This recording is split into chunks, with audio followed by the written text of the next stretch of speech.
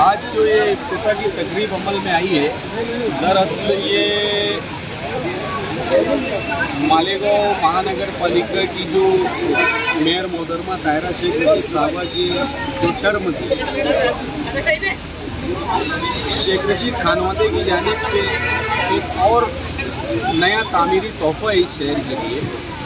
और अल्हम्दुलिल्लाह ये बहुत खुशी हो रही है कि आगरा रोड की जो खूबसूरती के अंदर एक जो बढ़त होने जा रही है, क्योंकि आगरा रोड की तामीर बहुत पुख्ता रही, बहुत आलीशान तामीर हुई, लेकिन डिवाइडर और कलर पट्टे और वाइट LED ना होने की वजह से वो कहीं उसमें वो बात नहीं आ रही।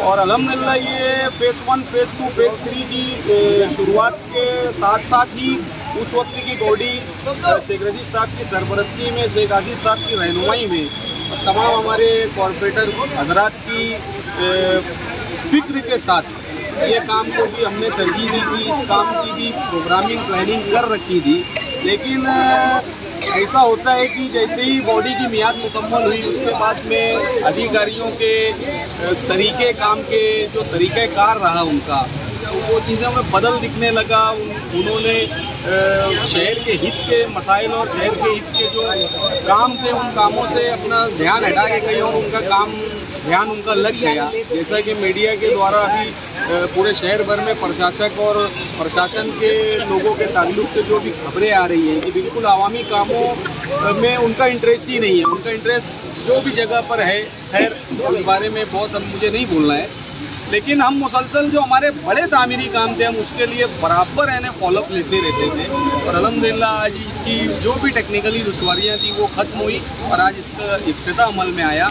इसका श्रेय शेख रशीद साहब, शेख आसिफ साहब, ताहिरा मैडम साहब और उस वक्त की बॉडी सलीम अनवर साहब, सैयद मुस्लिम साहब, जफ़र अहमद शेरमन साहब, शाहिद भाई रेशम वाला, सहीर भाई ट्रैक्टर वाला, ओवरऑल जितने कॉर्पोरेटर, जब्बार भाई वगैरह, मतलब कि उस वक्त की पूरी बॉडी की कोशिश रही है, क्योंकि सभी ने टारगेट यानी शहर के अलग अलग हिस्सों की तामीरों की फिक्र रहते हुए आगरा रोड के ऊपर बहुत बड़ा फोकस हमारे खानवादे का और हमारी पार्टी का, हमारे कॉर्पोरेटरों का बहुत ज़्यादा रहा, क्योंकि पिछले दिनों बहुत तकलीफ़ का सामना आवाम ने इस सड़क के ऊपर किया। लेकिन आज अल्लाह का शुक्र है कि एक आलीशान सड़क की तामीर हुई और ये डिवाइडर बन जाने के बाद में नासिक तर्ज के ऊपर ये सड़क और ये रास्ता दिखाई देगा। ये उम्मीद है अल्लाह के फजल करम से हमको, और हमको भी खुशी हो रही है कि अल्लाह का करम है कि अल्लाह ने एक अच्छा काम हमको करने का मौका दिया। अल्लाह का बहुत शुक्र अदा करते हैं। और शहरियान को इस डिवाइडर से ट्रैफिक का डिसिप्लिन एक्चुअल में इस रोड पर लगेगा और लोगों को चलने का जो एक डिसिप्लिन होता है वो चीज़ अमल में आएगी। ये डिवाइडर बनने से आवाम को काफ़ी राहत मिलेगी। ताहिरा मैडम की मेयरशिप का जो आखिरी बजट था कि उस बजट के बाद में मियाद पूरी हो जाने वाली, उस वक्त में एक तजवीज़ लाई गई थी जनरल कोर्ट में कि आगरा रोड पर डिवाइडर भी हमको बनाना है।